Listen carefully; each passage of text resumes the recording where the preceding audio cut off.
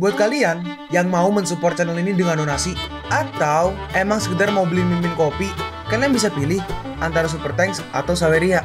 Gue sih nggak masalah kalian pilih yang mana. Cuma kalau bisa lewat Saweria aja. Soalnya kalau YouTube potongannya gede 30%. Kalau Saweria cuma 5%. Untuk link Saweria kalian bisa klik aja di atas kanan nih, atau bisa cek di kolom deskripsi. Tapi kalau mau support gak harus donasi kok. Dengan kalian nonton sampai habis dan memberikan like pada video ini, itu udah ngebantu banget buat support channel ini. Oh iya, kalian juga bisa join nih ke grup Telegram komunitas cerita manhwa yang baru. Untuk linknya gue tampilin di layar ya. Tapi kalau malas ngetik, cek aja kolom deskripsi. Di sana kalian bisa sharing nih topik seputar manhwa dan kawan-kawan, dan juga ketemu teman baru. Kalau mau info terbaru dari Mimin, misalnya upload kapan atau misalnya ada telat upload, Mimin pasti akan langsung infokan di Telegram. Makanya jangan lupa join ya. Gak perlu berlama-lama lagi, kita mulai aja ceritanya. Halo guys, Sabit di sini, dan sebelum mulai ceritanya, gue mau ngumumin nih kalau Mimin sekarang ngadain giveaway. Mimin mau giveaway satu buah HP baru saat nanti udah menyentuh 50.000 subscriber. Untuk ikut atau berpartisipasi ada beberapa syaratnya nih, tapi simple banget. Syarat dan ketentuannya kalian bisa lihat nih di Instagram Mimin. Instagram Mimin tuh nih, Mimin tulis nih HP Sabit 12, atau kalian bisa lihat aja nih di link di deskripsi, udah Mimin cantumin di bawah. Di Instagram Mimin itu ada postingan dengan logo cerita manhwa.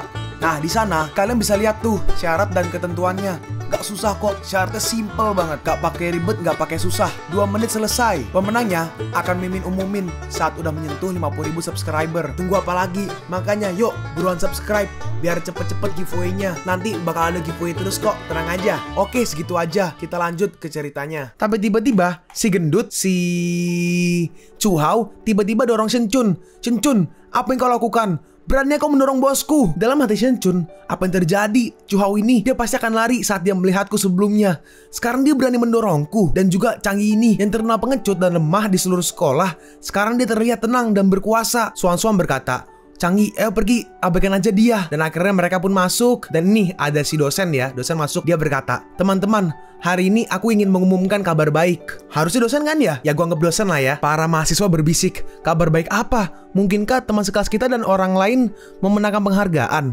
Apakah Shenchun lagi? Shenchun ini terlalu luar biasa. Putra dari ketua organisasi Tongsheng. Prestasi akademisnya juga sangat bagus. Si dosen berkata, ini memang terkait dengan Shenchun. Namun kali ini bukan tentang penghargaan, tetapi manfaat yang diberikan oleh Shenchun kepada semua orang. Shenchun berkata, Changyi, aku tahu kondisi di keluargamu. Ayahmu adalah orang cacat. 30.000 yuan seharusnya merupakan jumlah uang yang sangat besar untukmu. Aku bisa memberimu kuota. BTW menurut KBBI, kuota adalah jatah atau jumlah yang ditentukan. Chuhao berkata, hah, itu 30.000 yuan sehari. Kehidupan orang kaya sangat suram. Bos, bagaimana? Si dosen berkata, Shenchun sangat perhatian. Dia tahu semua kondisi keluarga teman sekelasnya. Changyi, tidakkah kau harus cepat berterima kasih kepada Shenchun? Changyi menjawab, tidak terima kasih, tapi aku tidak tertarik dengan uang yang sedikit itu. Hah? Apakah Changyi ini kemasukan air di kepalanya? 30.000 yuan cuma yang sedikit. Hey, dia benar-benar pandai berakting. Dia jelas-jelas mengalami kesulitan di rumahnya, dan dia masih sok jual mahal. Dalam hati Xuan-Xuan, biasanya orang yang dengan mudah mengalahkan master seni bela diri kuno seperti Changyi kemarin seharusnya tidak akan kekurangan uang. Tapi kondisi keluarga Changyi yang miskin adalah masalah terbuka untuk seluruh kelas. Mungkin nggak? Changyi, kau? Terus tiba-tiba ada nelfon Changyi nih. Halo Tuan Asya, ada apa? Tuan Asya berkata, Tuan Chang, akan ada lelang terbaik di kota Yunle besok. Pada saat itu, semua selebriti dan keluarga-keluarga besar di kota Yunle akan berada di sana.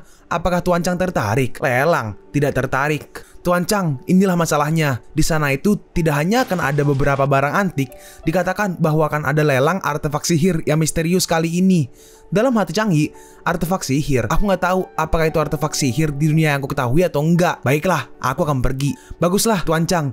Jika Anda sudah ada di sana, sebut aja namaku. Changyi berkata, gendut, aku akan membawamu ke pelelangan besok. Hahaha, Changyi, maksudmu kau ingin pergi ke pelelangan sendirian? Aku khawatir kau tidak akan bisa melewati pintu ketika kau sudah tiba di sana. Changyi membalas, mungkinkah kaulah yang akan diusir saat itu? Changyi, kalau begitu, kita lihat aja nanti. Kita sekarang pergi ke tempat pelelangan. Di sini ada seseorang lagi ngobrol nih, beberapa orang lah. Ku dengar pelelangan ini akan dihadiri oleh semua keluarga besar. Iya, tepat. Dikatakan bahwa orang-orang dari keluarga Xiao juga akan datang. Hah? keluarga Xiao. Keluarga Xiao yang dikatakan memiliki master tahap Chongxi setengah langkah. Di sini ada beberapa orang yang ngobrol. Orang yang pakai jas hitam bertanya, apa kalian melihat Chang'e? Yang baju putih menjawab, hah, apa kau benar-benar percaya bahwa dia akan datang? Dengan penampilannya yang miskin, kualifikasi apa yang dia miliki untuk berpartisipasi dalam lelang berkelas seperti ini? Dan di sini ada Xuan juga ya. Terus tiba-tiba, gimana? Apakah Chang'e masih belum datang? Shen Chun muncul tuh guys. Orang-orang merespon, Shen Chun, oh tidak, Tuan Muda Shen, Chang'e ini mungkin sedang bersembunyi dari awal. Bagaimana mungkin dia berani datang? Tiba-tiba, hacuh! Siapa yang membicarakanku lagi? Dan ternyata Chang'e datang guys. Chu Hao bertanya, bos, apakah kita benar-benar akan masuk? Ayo, apa yang kau takutkan? Kedua bodyguard bertanya, halo tuan, tolong tunjukkan surat undangannya. Silahkan kembali kalau tidak memiliki surat undangan. Chang'e menjawab, maaf, aku tidak memiliki surat undangan. Tapi Xia Kuoxiong yang mengundang kami untuk datang. Atau tetua Xia ya. Maaf tuan, tapi Anda tidak diperbolehkan masuk tanpa surat undangan. Terus bodyguard yang kiri berbisik, hei, apa kau tidak ingin bekerja? Manajer memberitahuku bahwa kan ada orang yang mengaku sebagai tamunya Tuan Xia Kuoxiong. Gak perlu menunjukkan surat undangan. Oh, ternyata tamunya Tuan Xia. Silakan masuk. Chu Hao berkata, wow, bos, ternyata reputasimu besar sekali. Shen Chun berkata, Xuan, Chang'e dan si gendut itu tidak akan berani untuk datang. Bukankah lebih baik aku mengantarmu berkeliling sebelum pelelangan dimulai? Tiba-tiba, kalian cepat lihat itu. Bukankah itu si Chang'e? Chang'e, kami di sini. Son manggil. Chang'e merespon, maaf aku terlambat. Si gendut berkata, siapa yang bilang kami tidak akan bisa melewati pintu? Hah? Kalian bagaimana kalian bisa masuk tanpa surat undangan? Si gendut menjawab, selama bosku ingin masuk, gak ada yang gak bisa dia masuki. Hah? Bagus, Chang'e. Ternyata kalian berani menyelinap untuk masuk ke sini. Apa kau tidak lihat wilayah siapa ini, hah? Keamanan, kemarilah. Tuan Muda Shen, ada apa? Kedua orang itu menyelinap ke acara ini tanpa surat undangan. Cepat, usir mereka sekarang. Si botak berkata, Tuan, tolong tunjukkan surat undangan Anda sekarang. Dalam hati Xuan, mungkinkah Chang'e dan si gendut ini benar-benar menyelinap masuk? Xuan berkata, Shen Chun, semuanya, kalian jangan terlalu berlebihan. Si orang yang bawa kanan nih, dia menambahkan, Tuan Muda Shen, lepaskan aja mereka. Hah? Melepaskan mereka? Kecuali Chang'e sekarang berlutut untuk mengakui kesalahannya padaku. Aku tidak. Tiba-tiba, Shen Chun, kau tidak layak memerintahku. Aku menyarankanmu untuk mengibaskan ekor tikusmu itu. Hei keamanan, cepat, usir mereka. Tuan, tolong pergi keluar denganku. Nah ini si botak bodyguard nyoba dorong Chang'e, tapi Chang'e gak gerak sama sekali. Dalam hati si bodyguard, apa yang terjadi? Orang ini sangat kuat. Sampah. Bahkan satu orang pun gak bisa membuatnya bergerak. Mereka mendorong Chang'e sampai nih bertiga nih, tapi gak gerak sama sekali. Kenapa anak miskin ini begitu kuat? Hei, apa kalian lakukan? Apa yang kalian lihat, ha? Cepat, bantu sini. Baik tuan muda. Dan akhirnya mereka semua mendorong Chang'e, tapi Chang'e sama sekali gak gerak. Ini bagaimana mungkin? Terus tiba-tiba, hei, siapa yang telah berani mengusir Master Chang, ha? Dan ternyata yang nendang itu Feng guys. Master Chang, Anda tidak menepati janji.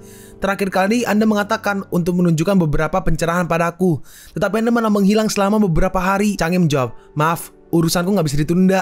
Dalam hati Shen Chun, itu bukankah itu cucu dari Master bela diri kuno Xia Kuoxiong, Xia Feng Huang atau Feng ya? Shen Chun bertanya, Nona Xia, apa yang salah dengan bawahanku? Kenapa Anda menendangnya? Feng menjawab, apakah orang-orangmu nggak menghormati Master Chang, ha? Hah? Master Chang, ini membingungkan. Siapa yang kalian maksud tentang Master Chang? Hah, apakah Master Chang itu maksudnya Chang'e? Xuan berkata, benar, aku bisa membuktikannya. Aku melihat Chang'e mengalahkan musuh tingkat Master dalam kurung Tashi dengan satu gerakan di aula seni bela diri. BTW untuk tingkatan kultivasi masih belum dikasih tahu ya. Kayak urutannya untuk apa-apa tuh masih belum dikasih tahu. Jadi sementara ya ikutin alurnya dulu deh. Hah? Chang'e terkenal pemalu dan pengecut di universitas. Kau katakan padaku bahwa dia adalah master seni bela diri kuno. Nona Xia, aku, Shen Chun, tidak berniat menyinggung keluarga Xia. Tapi Chang'e ini telah melanggar peraturan kami. Dia masuk ke hotel keluarga Shenku tanpa surat undangan. Maka aku meminta Nona Xia untuk tidak ikut campur dalam masalah ini. Menurutmu, kau siapa untuk berpikir mengusir Master Chang? Kau! Tuan Muda Shen, tenanglah. Tiba-tiba semuanya, hentikan, bocah bau. Apa kau nggak bisa mendengarku? Nah, orang yang kiri ini adalah Shen Tianming, ayah dari Shen Chun. Sedangkan yang kanan adalah manajer Sun, seorang manajer, mungkin manajer hotelnya mungkin ya. Ayah, kau datang tepat waktu. Ayahnya bertanya, yang mana Master Chang? Ayah, dia dia berpura-pura menjadi Master Chang. Namanya Chang Yi dan dia satu kelas denganku. Dalam hati ayahnya, apakah itu dia, anak muda yang mengalahkan Master seni bela diri kuno dengan satu gerakan? Sungguh Master muda yang luar biasa. Terus tiba-tiba ayahnya nampar Shen Chun. Anak kurang ajar, kenapa kau nggak segera meminta maaf kepada Master Chang? Ayah, kenapa yang memukulku? Ayahnya menjawab, apa kau masih memiliki wajah untuk bertanya? Berani-beraninya kau menyuruh orang-orang untuk mengusir Chang Tianqi keluar dari hotel ini. Shen Chun menjawab, dia menginap ke hotel tanpa surat undangan. Kenapa aku nggak bisa mengusirnya? Si manajer berkata, tua muda, sebelumnya Presiden Shen telah memerintahkan semua penjaga keamanan. Master Chang hanya perlu menyebutkan nama dan gak perlu surat undangan untuk masuk. Dalam hati Shen Chun, sebenarnya apa yang terjadi? Kenapa tiba-tiba semua orang, bahkan ayah, menunjukkan rasa hormat kepada Chang Yi? Mungkinkah dia benar-benar Master Chang seperti yang mereka katakan? Ayahnya berkata, cepat, minta maaf, Master Chang, maafkan aku. Master Chang, demi anakku yang kurang penglihatan, mohon beri dia pelajaran sekali. Itu tidak akan berguna. Aku tidak harus memukulnya sendiri. Bagaimana jika dia keluar dari sini sambil berguling sekarang? Hei, Chang Yi, kau jangan terlalu banyak menipu orang lain. Ayahnya membalas, anak kurang ajar. Apa kau sudah cukup berteriaknya? Cepat, keluarlah kalau kau sudah cukup berteriaknya. Apa itu tidak memalukan? Hei tuh, bahkan tua muda Shen, ternyata Chang Yi ini dari awal adalah bos tersembunyi. Chang Yi berkata, bagaimana dengan kakekmu? Bukankah kakekmu mengatakan bahwa dia akan datang ke sini? Feng Er menjawab, kakekku, dia tidak datang ke sini untuk sementara waktu. Tapi dia mengatakan artefak sihir yang misterius akan muncul di akhir lelang. Setiap keluarga besar di kota Yunle akan hadir. Dalam hati Xuan Xuan, gadis yang di depannya Chang Yi ini adalah nona muda dari keluarga Xia di kota Yunle. Maka saat ini, aku tidak bisa mendekati Chang Yi. Hanya saja aku tidak mengetahui bahwa Chang Yi memiliki kekuatan sebesar ini. Dalam hati Chang Yi, pantas saja tetua Xia begitu aktif memintaku untuk berpartisipasi dalam acara ini. Sepertinya ini adalah pertarungan antara semua pihak. Mari kita lihat artefak sihir yang misterius apa itu. Terus akhirnya ting ting, para tamu yang terhormat. Aduh, itu jelek banget ya. Gue niatnya tuh tak tak kayak kemik gitu loh, tak tak, tapi jadi ting ting jir. Para tamu yang terhormat, lelang telah resmi dibuka. Mohon datang dan berpartisipasi. Zhu Hao berkata, bos, tadi kau sangat mengesankan. Mulai sekarang, Shen Chun mungkin tidak akan berani sombong di depanmu di universitas. Satu persatu orang pun mereka pun akhirnya masuk ke dalam tempat pelelangan. Lelang ini emang lelang terbesar di kota Yunle. Iya, setiap pameran di sini sangat berharga. Dalam hati Chang Yi, aku akan berjalan-jalan sebentar. Aku ingin melihat kejutan apa yang akan ada di lelang ini. Tapi pada dasarnya, barang-barang itu adalah barang antik biasa. Zhu Hao berkata, bos, lelang ini terlalu luar biasa. Aku nggak bisa menemanimu lagi. Aku ingin berkeliling untuk melihat semuanya. Chang Yi merespon, pergilah. Beritahu aku apa yang kau inginkan. Aku akan membelikannya untukmu. Zhu Hao merespon, oke bos, itu yang kau katakan. Dan akhirnya dia pergi. Di sini ada si Feng Er. Dia berkata, Master Chang, lihatlah di sana, banyak orang yang berkumpul. Di situ pasti ada harta yang luar biasa. Kenapa kita nggak pergi dan melihatnya? Baiklah, dan akhirnya mereka pun pergi ke sana. Di sini ada orang berambut putih nih yang lagi lihat barang. Dan di sini harusnya ya yang buset, apa itu? Harusnya yang berbaju putih pakai kacamata, dia adalah pegawai. Dia berkata, tua muda Xiao, penglihatanmu sangat tajam. Pedang ini adalah pedang pendek yang digunakan oleh Raja Kouqian di periode musim semi dan musim gugur. Dan juga penampilannya aja yang terlihat sederhana dan halus, tetapi pedang ini sangatlah tajam, memotong besi seperti lumpur. Aku ingin tahu apakah aku bisa mencobanya. Nah, orang ini adalah tua muda keluarga Xiao, namanya Xiao Han. Tentu saja bisa. Seseorang berkata, pedang itu terlihat sederhana dan halus. Apakah pedang itu benar-benar bisa memotong besi seperti lumpur? Aku nggak bisa memeriksanya. Bagaimanapun itu terlihat tumpul. Tua muda Xiao berkata, meskipun pedang pendek ini memiliki sedikit ketajaman dalam kesederhanaannya, tapi seperti yang dikatakan semua orang, apakah pedang pendek ini benar-benar mampu memotong besi seperti lumpur? Aku ingin tahu apakah kau bisa menunjukkannya kepada kami. Tentu saja, ini potongan besi yang sudah kami siapkan sebelumnya. Setelah kami menunjukkannya sebentar, semua orang dapat memeriksa keaslian potongan besi ini. Semuanya, perhatikan baik-baik. Kita lihat ya, ada sebuah potongan besi kotak gede tebel, dan dia memotongnya, dan ternyata besinya berhasil terpotong. Wah, itu mengagumkan. Iya, benar-benar memotong besi seperti lumpur. Bahkan gak ada bunyinya. Astaga, ini benar-benar potongan besi asli. Oke, bagus. Aku beli pedang pendek ini. Si pegawai berkata, oke, harga pedang pendek ini 20 juta yuan. Sekarang tua muda Xiao menawar untuk pertama kalinya. Siapa lagi yang ingin menawar? 20 juta yuan pertama. Ayo, pertama. Seseorang berkata, hei, 20 juta yuan terlalu murah. Iya, pedang pendek ini tak ternilai dalam koleksi hal dan nilai guna. Cewek yang kiri berkata, tua muda Xiao dari keluarga Xiao yang pertama menawar. Siapa yang berani menawar dengannya? Yang Kana menambahkan, itu benar. Jika sudah menyinggung keluarga Xiao, jangan berpikir untuk bisa pergi dari kota Yunle. 20 juta yuan untuk kedua kalinya. Adakah yang menawar? Jika tidak, tolong tunggu sebentar. Aku akan membayar 30 juta yuan. Di sini, Changyi pun langsung menawar dengan harga 30 juta yuan. Melihat itu orang-orang berbisik, "Hei, siapa bocah ini? Dia memiliki keberanian untuk menawar pedang itu dengan tua muda Xiao. Hei, lihatlah wanita di sebelahnya. Bukankah itu adalah nona dari keluarga Xia Feng Huang?" Tua muda Xiao berkata, "Feng Huang, kau juga datang?" Feng Er merespon, "Kenapa? Nggak boleh datang. Itu siapa pria yang di sampingmu?" Ini adalah Master Chang yang mengalahkan ahli tika master bela diri kuno dengan satu gerakan di pavilion seni bela diri Hongshuang. Dalam hati tua muda Xiao, ternyata itu dia yang dikenal sebagai master bela diri kuno termuda di kota Yunle. Dalam hati Changyi, tampaknya aku menjadi terkenal setelah bertarung di pavilion seni bela diri Hongshuang. Aku akan berhati-hati di masa depan. Bawahan dari tua muda Xiao harusnya ya. Dia berkata, "Hah? Apa? Master bela diri kuno termuda? Aku lihat itu pasti omong kosong kan? Yang pantas menjadi master termuda di kota Yunle adalah tua muda Xiao kami." Tua muda Xiao berkata, "Jadi Master Chang akan merebut pedang pendek ini dariku hari ini. Aku tidak ingin merebutnya. Aku hanya berpikir pedang pendek ini tidak terlalu buruk, dan aku hanya ingin sebuah senjata." Tua muda Xiao berkata, "Aku juga menginginkan pedang pendek ini, Master Chang. Kalau gitu aku tidak punya solusi lagi. Aku nggak punya pilihan selain menawar. Aku akan memberikan 50 juta yuan." Hah? 50 juta yuan? Seperti yang diduga dari keluarga Xiao, sangat kaya. 60 juta yuan. Hei, apa latar belakang pria ini? 60 juta bukanlah jumlah yang kecil bagi semua orang. Feng Er berkata, "Master Chang, 60 juta yuan tidak layak untuk membeli pedang pendek itu." Changyi merespon, "Uang hanyalah harta duniawi. Kalau kau nggak memilikinya, kau bisa memperolehnya." 80 juta yuan. Bawahannya berkata, "Tua muda Xiao, 80 juta yuan.